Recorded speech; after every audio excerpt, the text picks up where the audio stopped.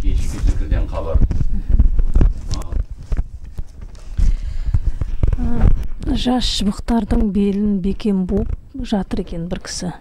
Ол жас шыбық, өсіп тұрған жас шыбық. Бұл жас өспірімдердің басқа ағымға кетпеу үшін және өзінің ата салт дәстүрін өзіне сіңіру үшін солай өзінің ата баба аруақтар солай жасап жатыр екен. Алдын алып. Көк құрақты ормасаңшы деген Абай атамыздың сол ғой енді. Балдарды бұған көп осы елгіліктің, үлкендердің осындай саясатынан бір келеңсіз құдайсыздығынан оны жастар солардың тағдырлары білінеді. Біз соларға жол көрсетудің орнына керісінше біз қайта сол жастардың тағдырларын ұрлап біз жеватын, шошқа болатын өз ұрпақтарымыздың тағдырларын. Сол қазір осы дүниемен беріліп, үлкендер деген бұрынғы уақытта ол дүние емес ақыретті ойлайды да, қалайда сол кемпір болса немерелеріне қуат қосу керек, сарғайын бәйбіше айналу керек, қуат қосуымыз керек қой. Қазір бәрі дүние, кемпірің де, шалың да тек дүниемен ғана не қылады да, дүние тауып берсек сол болады. Ол болмайды қазір. Осыдан жағдай мінекей қазір үлкендер бастап, үлкендер өзі тақуа болмағаннан кейін сен 100 жерден миллиардта тойып ұрпақтарыңызы жоғалады. Міне қазақ халқы соған келдік. Үлкендер қазір мында әке шеше, оның үстіне үлкендер қазір осы өзінің тақуалығын ұстап, Құдайға жақындап, тағдырын түзеп, артын тазарып кетпей ма? Бір үлкен кісі айтқанда, өзіне дейді, ауыртпалықтың бәрі өзі алып кетеді дейді. Ондай үлкендер жоқ, қазір қайта ауыртпалығын тастап кетеді бәрі. Қайсың өздерің сондай ауыртпалығын? Сондай бар ғой, бұрын болған ғой. Ауырып атқан бір қызымды дейді, мен сондай еді, қызымды дейді, соны Алла Тағаладан сұрадым дейді, оның дегенше маған бер сосы ауырдым дейді, таңертең тұрсам өзім аяғым ауырып, баса алмай тұрдым дейді, қуандым дейді. Осындай болу керек та. Ол не ол? Сол көңілдің жанын таза Алла Тағала сөйтіп шынымен аударды. Біз өзіміз бала шағамыз қиындығын алдында, керісінше біз қазір дүниеменен әйтеуір балдарының, келіндердің солардың ықпалында жүрміз да, қайтса соның тек әйтеуір болды, баласын бағып беріп, солардың тек жаңағы бір жағдай дұрыс болса болды деп. Бір дүниесі болғанша қарсы тұру керек, қарсы жүру керек. Өзіміз үлкен, өзім үлкендігін көрсету керек. Осыны тарату керек, айту керек. Ал айта берем. Мезгілдерің келді дейді, бастаудан су ішіп бастайсыңдар деп солай. Бұл қызметшілерге айтылған сөз екен. Жәнібек хан ата айтып жатыр Маруан апаға, Маруанға ізгіліктің ілтипаты ұлпасы қонды деп солай шықты. Сосын шөл далада 6 қой келе жатыр, бірін соның бірі артына ілесіп, керуен тәрізді тізбектеліп. Аруақтар сол өздеріне байланысты су көздерінде Құран ғой, 6 қой. Әлде Құран жетпей жатыр деген сөз ғой сонда. Жетпей жатыр, 6 Құран шығару керек. Құран хатын әлде де жетпей жатыр деген сөз ғой. Деген сөз сол Құран. Құран деген соны Алланың елші айтқан ғой арабтарға. Көктің суының ұрпақтары деген көк суының ұрпақтары. Құранның айырмашылығы Құранды араб тілінде оқудың үстінен көк суынан біз не аламыз, аймен байланысты. Сондықтан олардан қижар емеспін. Қазақтың тілінің айырмасы жерден 42 мінеге жер чакрадан қазақтың тілінен артық жерге жанылатын тіл, үн әлемде жоқ. Міне сондықтан бізде жер дауы, жесір дауы, жетім дауы осыны тынығандың өзінде бірінші жерде отыратын. Біздің табанымызбен жерге жанылатын халықпыз. Бәрі осы. Жер міне осындай аз ғана халыққа беруінің өзінде біз сол жерді қадірлегеніміз ата-бабаларымыз. Қазір ғой жоғалтып алғанбыз. Бағдат әтті бізден тез кетті.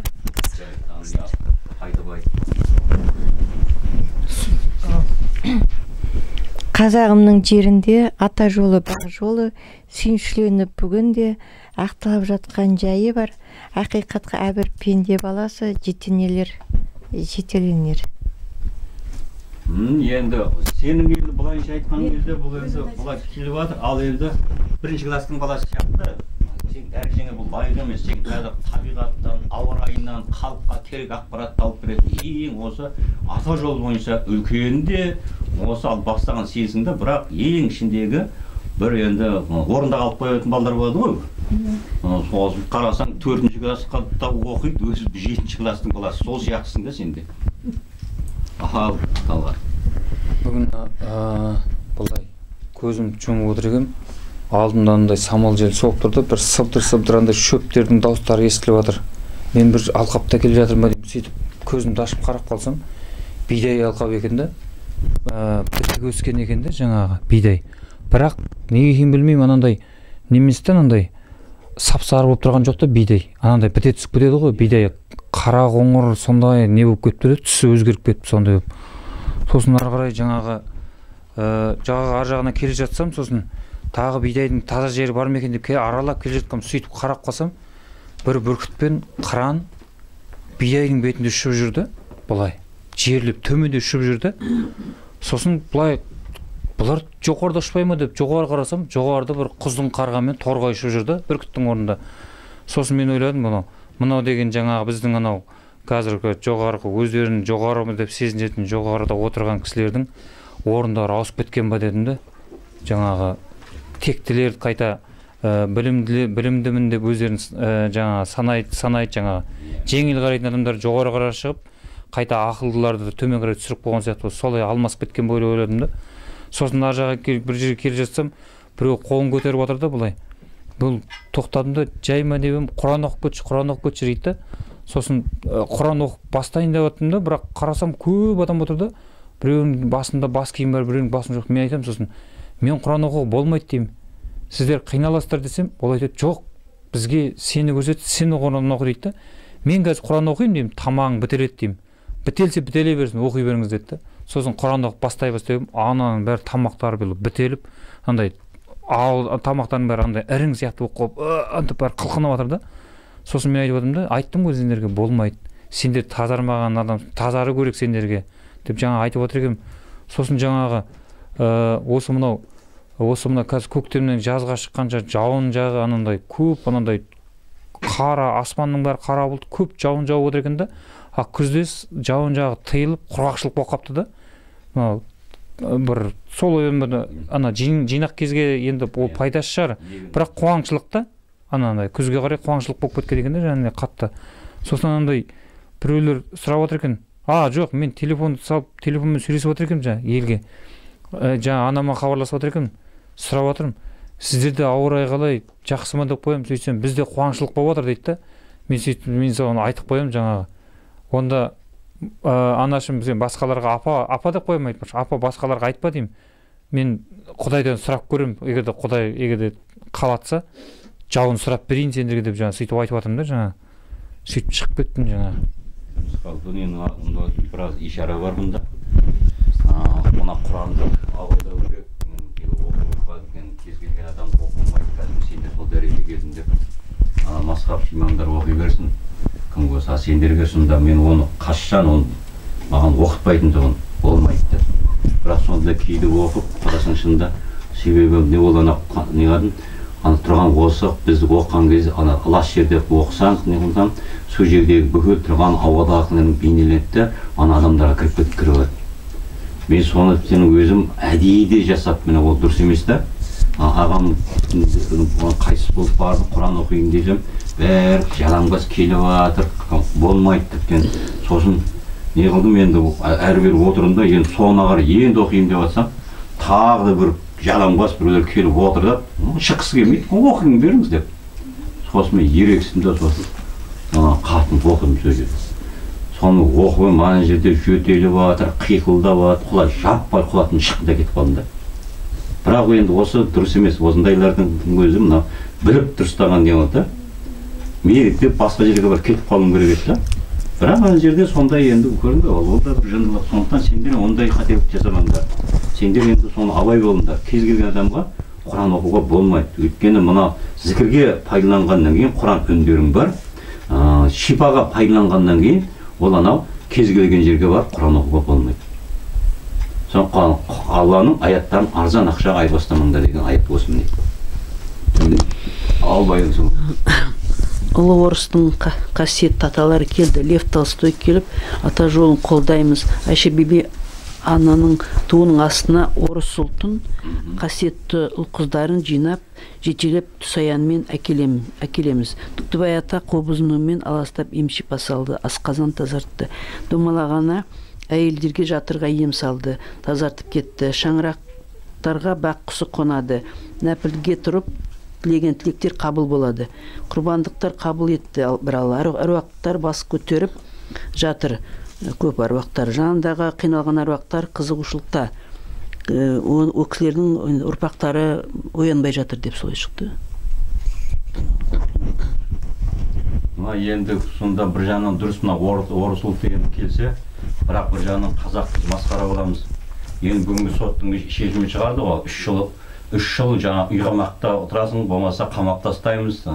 Ешқандай ойын сауық, сонда мені зиратқа неге барғызбаудың десе, ол ібілістің жобасы. Ал енді ол неге бұл айналып келгенде Құдайдың бұл Перғауынға түсірген үкімі солай. Перғауынның жүрегін жауып қойдым деді ғой. Қанша неғымен түсінбейді, ол қарсы шығып, ақырында суға кетті қауыммен бірге. Бұл енді бұл азаптың осылай біздер арқылы енді осылай ата жол арқылы азап салып жатыр. Бұлар енді Құранды айтқанға да түсінбеді, неге де түсінбеді, өздерінше міне заң Құдайдан биік деген ұғымды олар не болды. Ал енді бұның бір ар жағы ертең біз әлемге масқара боламыз да. Келіп сонда өзінің еліндегі өзі отырған билік соны өзінің ата дәстүрін, ата жолын соттады деген ертең масқара. Оны жұрттың бәрі бұл сонда кім болды дейді да ол енді. Енді ертең біздің ұрпақтарымыз соны айтады. Міне осындай. Bir жағынан екінші қазақты аштыққа ұшыратып, қазақтан қырғызған ол емес қазақ осындай өзіміздің ниетімізден, пиғылымыздан. Сол замандағы сол ата-бабаның әруағын құдайшылық тастаған кезде ылғи қазақты нәубет болды. Енді бұның артын нәубетке айдаламасын, біз қалайда күресуіміз керек қамын. Бұнан халық теңселейін деп тұр. Аштық шықпай жатса, аштық болса кім жақсы бәрі ағайын туғандарымыз. Ал жақсы мөрі. Айша биби ана Қожа Ахмет Яссауиді қолдап алды деді. Желкеден түйіп Жамбыл ата сынағын алды. Ата жолы секта дегендерді. Отқа жанбай, суға батпай, ата жолы биікке көтер өрлеуде. Жау жоқ деме, ақпарат шабуыл нығайсын. Көкірек көз ашылар талайдың бейнет жемісі алда, бейнеттің жемісі алда. Бір ай байқау тексеріс болады. 2 ай қол сілтеп шегінер. 3 ай талай жетістікке жол алар деп түсті. Енді осындай өзімізде иеліктен өтеміз сонда. Улы жылан, улы жәндіктер көбейеді деп салды.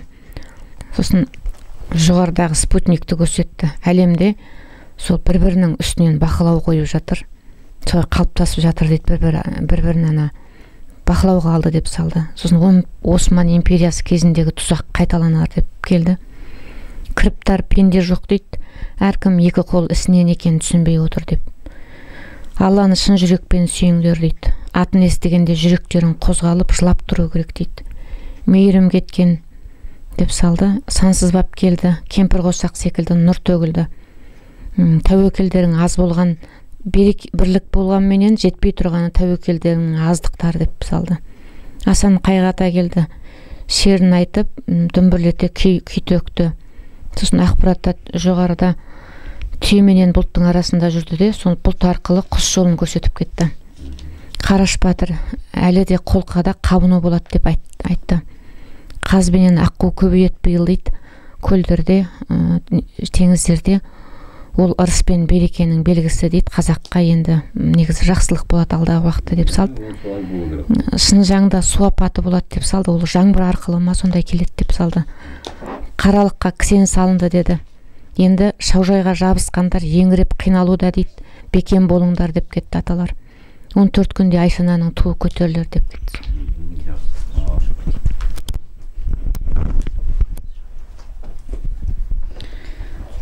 Ағыл ашулы аққу сұңқарларға ата жолындамын деп көк бұл үшін жүргендер жаңағы ата жолына сөз келтіріп жатқандарды қыспаққа алам деп тұр. Жүректерінен қыспақ түседі соларға. Алланың хикметін көрмеген уағыз айтушылардың сөзінде пәтуасы жоқ, растығы, шындығы жоқ, жеті атасынан ажырағандар дейді. Көктемде ібіліс күшіне енетін кез, соттың осы кезге созылуы, қара күштің күшіне енетін кезіне тураланғаны. Алла ақырын күтеді, кешірімді, бірақ әруақ наласы қатты, әруақ атқан оңалмас. Сосын кеше қасқырдың айға қарап ұлыған түні болды деді. Көріністе асау ат, қара қызыл ат екен, жалындап тұрған, маңдайында мұрнына тұсына дейін келген ақ дағы бар, сондай көрініс көрсетті жылқыны. Құдайды шын танымау шарасыздық, жүректі оятпаса адамшылық, көкке сата болады тілек тілеу, қисынсызға бойырмас көзі ашық, төбеден төніп тұрар ырыздығың, адамды алаламас жомарт Раббың, тер төккенде алады, тер төкпеген, несібесі тең болар адамзаттың. Көзді мен көзсіздің де алары бар, ниетке бай, ниетке кедейі бар. Шын қасірет өзіңді танымаудан туады құдайсыздық астамшылық. Теңіздің ішінен кемпір қосақ көрінді. Сосын аспанда үлкен жарық әппақ нұр пайда болды. Әппақ ақбозат қанаты бар ұшып келе жатты. Артынан қошқар келе жатты. Одан кейін жерден өсімдіктер өсе бастады. Бірақ та бір өсімдік сол қазақтың камшат бөрік киген әдемі қыз жігіттері болып өсіп келе жатты. Бір өсімдік бір қызбен қазақтың қыз жігіт болып өсіп бара жатқан көрінді. Бүгін Наурыздың сәуірдің бірі, көкек сәуір, апрель айы басы, яғни Алла елшінің туған айы енді осы 11 мен 12 қараған түнде Мұхаммед пайғамбарымыз өмірге келген. Сәуір олмай, тәуір олмай деп көкек деген өзі сол мәулітке байланысты айтылған. Көкек мәулітті шақыру. Мінекей, сондықтан бүгін мәуліт оқылды. Енді зікірмен хабар. Ал, Ханипа, қандай? Көптеген алты бұрыш көрінді. Бал арасының ұясы сияқты алты бұрыштар тығыз орналасқан, соны көрдім. Екінші көріністе екі таудың арасында бір жіп бар екен, тартылған. Соған көптеген ұшбұрыштар бір таудан бір тауға лай жылжып бара жатыр екен. Және де әйелдердің қол сөмкесі болып, со ілініп, бұлай қарай бір таудан бір тауға бұлай жылжып бара жатыр екен. Судың ішіне көптеген ұшбұрыштар түсіп жатты. Сосын үш бұрыштан бір пирамида пайда болды.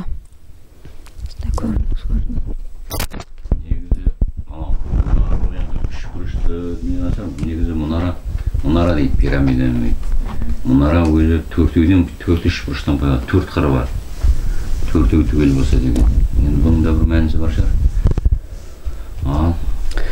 Осы айдың құрметіне ықыластылардың дүниелік сынақтары сылынады, несібелері молаяды. Жын-жықпырдан қорған түседі, егер өздері еріктерімен шақырмаса жамандықты дейді. Биыл өсетін жеміс-жидектің ішінде алмұрттың пайдалығы артады дейді, көбірек жеу керек. Нақтына қазақ жерінде өскенде құнар артады екен, құнарлы болады екен. Осыны халыққа көбірек насихатты бар. Әркім есіктің алдында бір кішкентай бір не болса да, соны өсіріп жесе, ол сенің базардан алған, әлдеп өткені сені табанын басқан жермен өзің теріңменен жалғанасың. Осыны тығу керек, ол анау міндетті түрде ол сенің енді сол есіктің алдынан айтады ғой, енді мен оның бәрі көп шығын бар. Мейлі, соған сен 10 есе шығын болса да, есіктің алдында әйтеуір мына көкөніс өсіріп жесең, сосын бәрі үлкен бір мәні бар. Осыны халыққа әсіресе мына ауылдағы береке келеді. Ауылда тұратындар өзінің қолынан мал өсіреді ғой. Мына бір малды әкеліп, бір жерді өзінің қолынан тамақ берсең, қарасаң жауырындағына өзі сенің тағылың түседі. Бұрын солай болған. Бір жерді бағады, ана өз қолынан. Сосын қарасаң, ана қойдың жауырында саған керекті хабар белгі түседі. Таңба ғой ол да. Алла тағалам соны жасап қойған. 8 түрлі сынақ болады адамзатқа. Қаралық күштер алмасады, теріден ақпарат оқылады. Осындай ақпарат келді. Енді теріден ақпарат оқылады.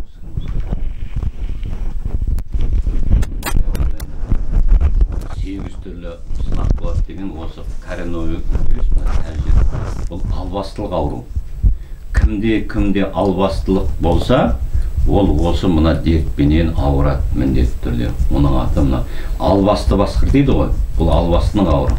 Мына түрдің өзі, микробтың өзінің тұрғандың өзі албасты ғой басында. Міне осы ауру бұдан енді қашып құтыла алмайды. Бұдан өту керек, соны албастылықтан тазарту керек.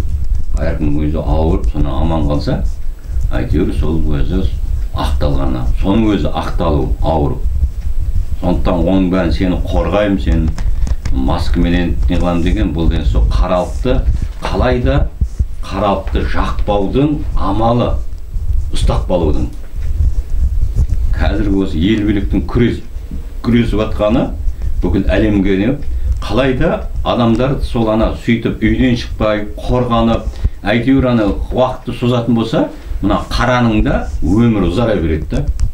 Керісінше әркім сол аурудан қалай жазуды меңгерсе, сонан мысалы тұқымда бір адам ауырды ма өзі әулетте, соны жазылды ма, ол қалғанынан бәріне болады.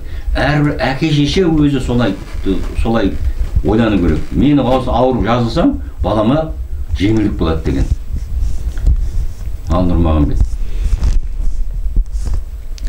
Ақыл мен ісін оңаған, Аллада оны оңдаған, ұжданды жігерлі азамат, атына лайық ол адам. Мақсаты ерен, арманы асқақ, болса адам кезеңнен аспақ, Алла разылығы үшін істеген бәрін Алланың атымен бастап. Көздер жетіп, танып біліп, қалар бәрі тарих болып, ертеңгі күнге туындымыз қалсын бізден естелік болып. Жақсы.